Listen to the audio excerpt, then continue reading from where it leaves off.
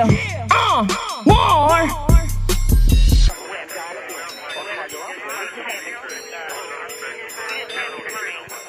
Money.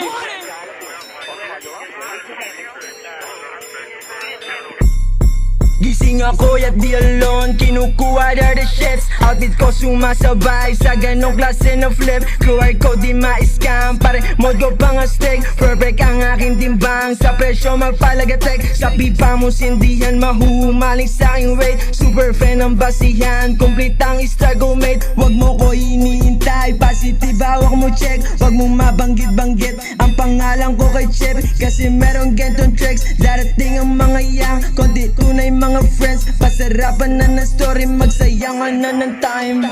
Yeah, magsayangan ng time.